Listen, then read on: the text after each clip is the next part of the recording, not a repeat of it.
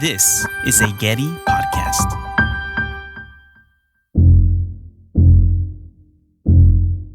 Hi, I'm Zoe, the producer of Recording Artists, back again with more clips from the archive. You can learn a lot listening through the archival audio. That's basically the premise of this show. Sometimes the tapes hold poignant lessons for us now, whether it's lessons for how to live a creative life or how we can understand our place in history.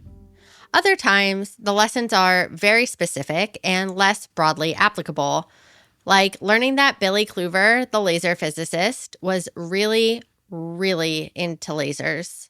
He brought them up, like, a lot.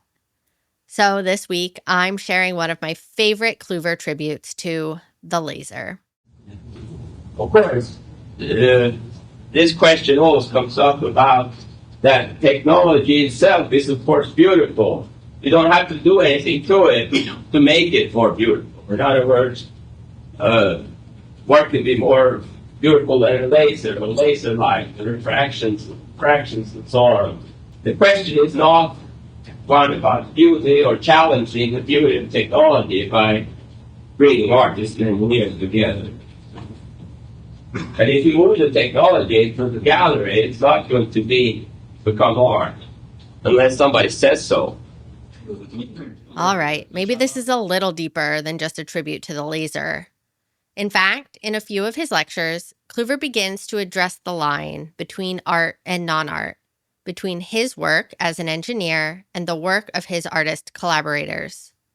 Here he is again, addressing the blurriness that comes in partnering artists and engineers.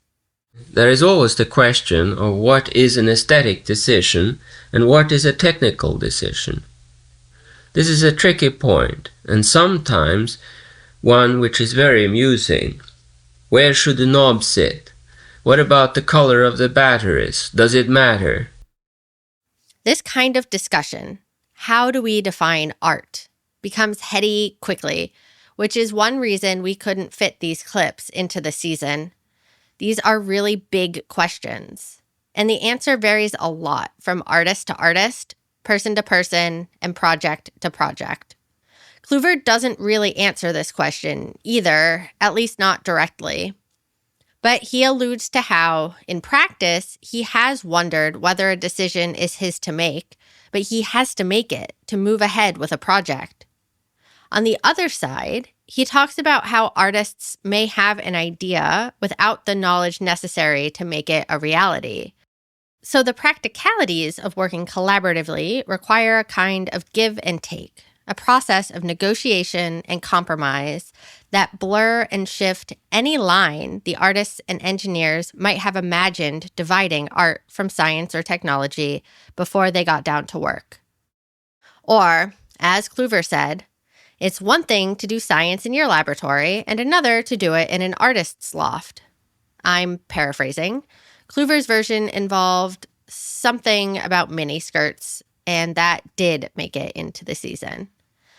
Anyway, while my main takeaway here is that we should remain open to possibilities when working collaboratively and not worry too much about forming strict boundaries between disciplines, on an emotional level, I really admire Klüver's passion for his day job, his lasers.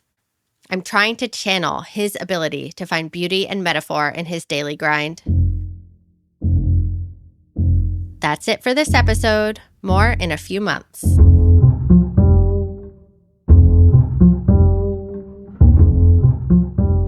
This episode was produced by me, Zoe Goldman, with mixing and sound design by Jaime Roque.